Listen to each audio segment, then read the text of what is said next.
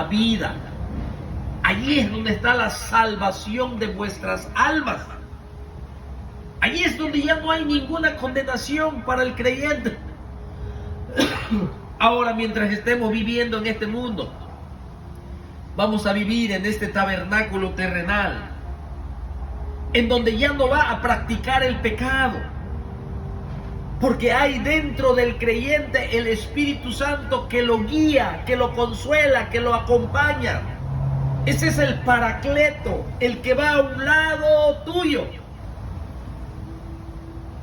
y nos trae salvación de muchas debilidades y de muchos pecados.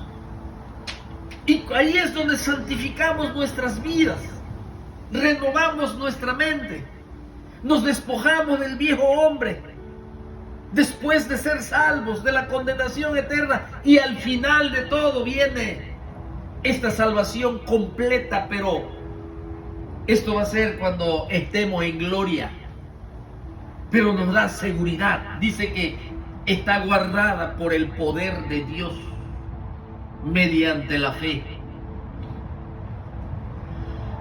Asimismo, seguimos en la segunda epístola a Timoteo, capítulo 4 y el versículo 18, dice: el Señor me librará de toda obra mala y me preservará para su reino celestial. Mira la seguridad que hay. El Señor me librará de toda obra mala y me va a preservar para su reino celestial. En otras versiones dice así: el Señor me librará de toda obra mala y me traerá a salvo a su reino celestial. A Él sea la gloria por los siglos de los siglos. Amén. Eso es lo que nos enseña las Escrituras. Importante, mis hermanos, entender entonces que estos versículos bíblicos explícitamente lo afirma de parte de Dios, que la salvación no se puede perder, porque Él es el que se encarga de nosotros. Él es nuestro buen pastor, Él es nuestro escudo, Él es nuestra roca, Él es nuestro abogado, Él es nuestro sumo sacerdote. Y aquí sigue diciendo, mis hermanos, ahora en primera a los Corintios, estamos tocando versículos bíblicos que afirman que la salvación no se puede perder. Hay infinidad de versículos. No son mis pensamientos, es la palabra de Dios. Porque la salvación es por gracia. Pero si decimos que la salvación es por gracia y mis buenas obras las quiero añadir allí, mis hermanos, déjame decirle que entonces ya no es por gracia, ya es por obra. Por eso es importante entender.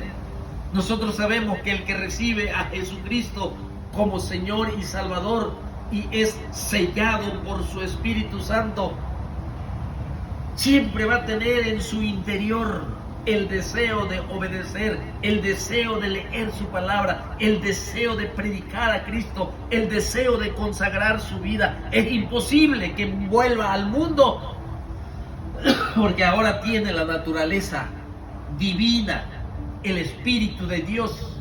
Ya no está solo, ya no está muerto en sus delitos y pecados. Y si cae, se levanta. El justo 7 veces cae, pero se levanta. Aquí vemos entonces, en 1 Corintios 1, 8, dice, vamos a buscarlo aquí en la Biblia para poder. 1 Corintios capítulo 1, versículo 8. Dice la palabra de Dios: gracias doy a mi Dios siempre por nosotros, por la gracia de Dios, dice, por la gracia de Dios, por la gracia de Dios que os fue dada en Cristo Jesús. está hablando de la salvación. Pablo está escribiendo, inspirado por el Espíritu Santo, y le da gracias a Dios por el don inmerecido, por ese regalo de Dios que los corintios y nosotros y nadie lo merece.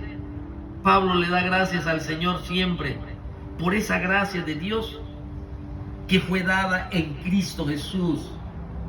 Lo más maravilloso, el perdón de nuestros pecados. Lo más maravilloso, la salvación de nuestras almas. Y aquí vemos que en el versículo 5 de 1 Corintios dice: porque en todas las cosas fuisteis enriquecidos en Él, en toda palabra y en toda ciencia.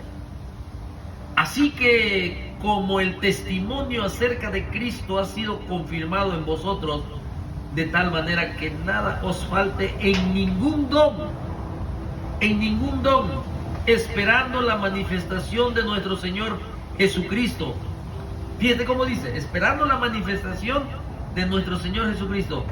Ahora sí dice el versículo 8, el cual también os confirmará hasta el fin, para que seáis irreprensibles en el día de nuestro Señor Jesucristo. Aquí está otra evidencia de la palabra de Dios, donde el Señor mismo se compromete a confirmar a sus ovejas, a confirmar a su pueblo, a perfeccionar a la comunidad de creyentes, con el único propósito de irlos renovando, de ir despojando de aquel viejo hombre que está viciado conforme a los deseos engañosos del mundo. Por eso aquí nos dice que Él lo va a hacer hasta el fin. Él se compromete, Él nos da seguridad de esa salvación. Y no hay nada mejor como la palabra de Dios y exponer versículos bíblicos que nos los afirma, que Él se encarga de ello. Juan capítulo 6 y versículo 39, dice la palabra de Dios. Aquí nuestro Señor Jesucristo está hablando.